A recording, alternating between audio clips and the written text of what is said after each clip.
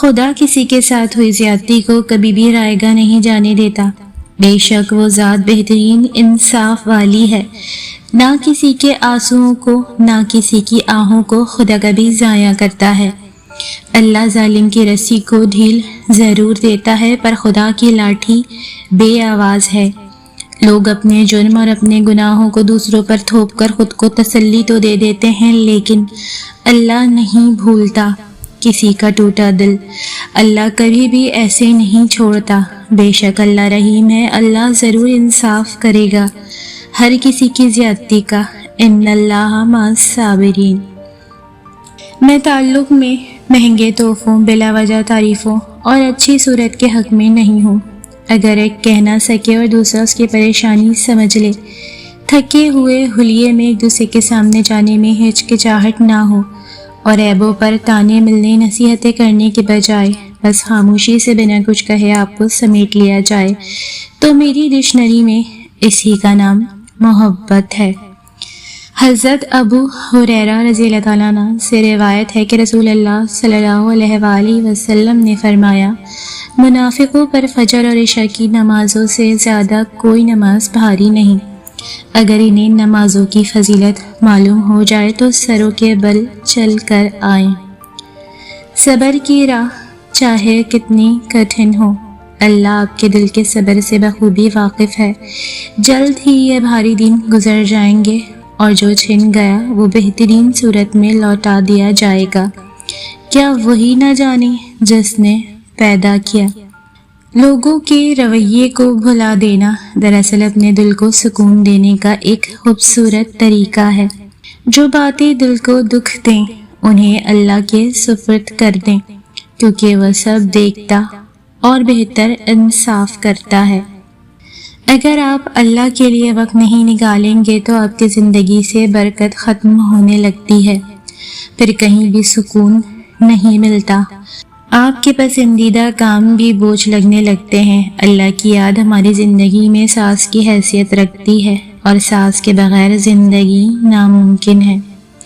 یا اللہ ہمیں اپنی پہچان کا سفر عطا فرما، ہمیں خود ہماری پہچان عطا فرما۔ کہیں ایسا نہ ہو کہ ہم اندھے ہی مر جائیں اور پھر اندھے ہی اٹھائے جائیں۔ ایک اچھی معذرت کے 3 حصے ہوتے ہیں۔ مجھے معاف کر دیجیے، غلطی میری تھی، میں اس کو کیسے ٹھیک کر سکتا ہوں؟ ہمارے ہاں اکثر لوگ تیسرا حصہ فراموش کر دیتے ہیں۔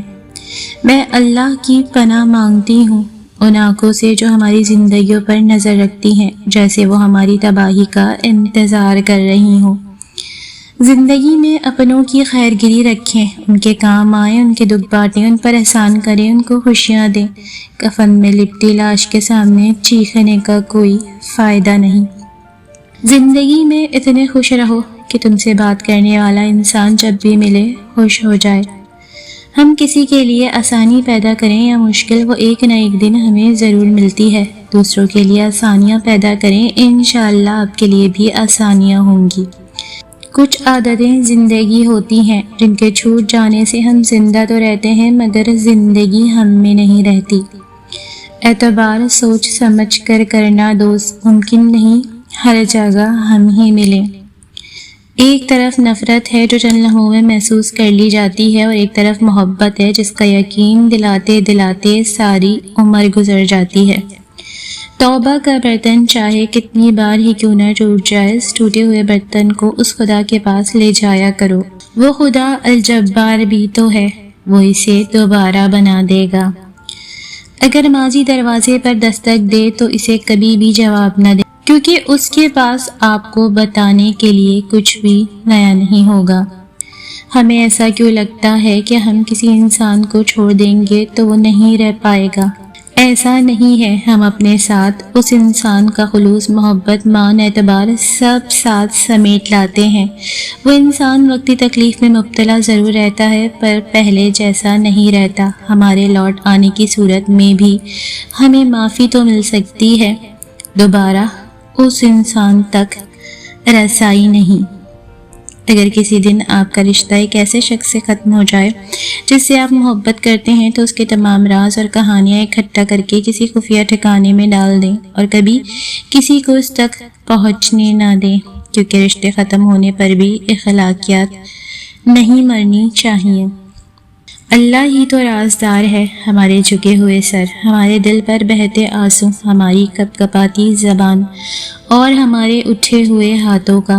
وہی تو ہے جو ہماری ڈگمگاتی دعاؤں کا رازدار ہے، وہی تو ہے جو سہارا ہے، وہی امید ہے، وہی دوست ہے اور وہی محبت۔ ایسی بات کرنا سیکھ لیں جو دل کو بھلی لگے، ورنہ خاموش رہنا سیکھ لیں۔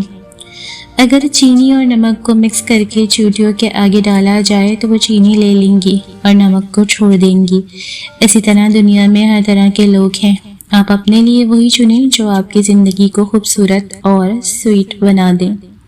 محبت چہروں سے نہیں، دلوں سے، روحوں سے کی جاتی ہے۔ چہرے تو روپ بدل سکتے ہیں، چہرے ایک جیسے ہو سکتے ہیں، لیکن روحیں ایک جیسی نہیں ہوتی۔ دلوں کا سکون پانے کے لیے دلوں کو سکون دینا پڑتا ہے۔ جب تک دوسروں کے دل آپ کی وجہ سے بد سکون رہیں گے تو آپ کو بھی سکون نہیں ملتا۔ زندگی میں دکھ جس شدت کا بھی ہو، اللہ نے آپ کو آپ کے حصے کا سکھ بھی ضرور دینا ہے۔ آپ کا حساب کتاب شاید غلط ہو جائے، لیکن اس کے پاس سارا حساب کتاب بالکل اپنی اصل حالت میں موجود ہے۔ وہ اگر دکھ سے گزار رہا ہے تو سکھ بھی اس کے در سے ہی ملے گا۔ زرد پتے جہاں سے اترتے ہیں، سبز پتے وہیں سے نکلیں گے۔ کبھی کبھی اپنی فکر خود بھی کر لیں، اپنے آپ سے محبت کریں، کبھی خود کو بھی پروٹوکول دینا چاہیے۔ کبھی ایک اچھی سی چائے بنائیں اور سب سے خوبصورت کپ میں ڈالیے اور گھر کے سب سے حسین اور پرسکون گوشے میں بیٹھ کر انجوائے کریں۔ آزمائش شرط ہے، بہت اچھا لگے گا۔ جب آپ کو کوئی دیکھ بھال والا انسان مل جاتا ہے تو درد خود بخود دور ہو جاتا ہے۔ اپنے من پسند انسان کی توجہ ایسی دوائی ہے جو نہ خرید سکتے ہیں نہ کسی کو بیچ سکتے ہیں۔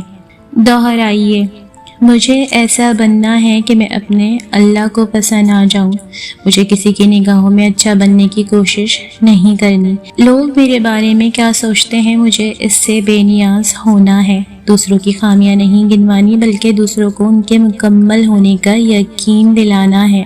اگر آپ چاہتے ہیں کہ لوگ آپ پر بھروسہ کریں تو سچ بولیں۔ جب عقل پر پردہ پڑ جائے تو سمجھانے والا آدمی سب سے برا لگنے لگتا ہے۔ ایسی ہی اچھی باتیں سننے اور پڑھنے کے لیے میرے چینل کو سبسکرائب کریں اور ویڈیو کو لائک، شیئر اور کمنٹ بھی ضرور کریں۔ شکریہ۔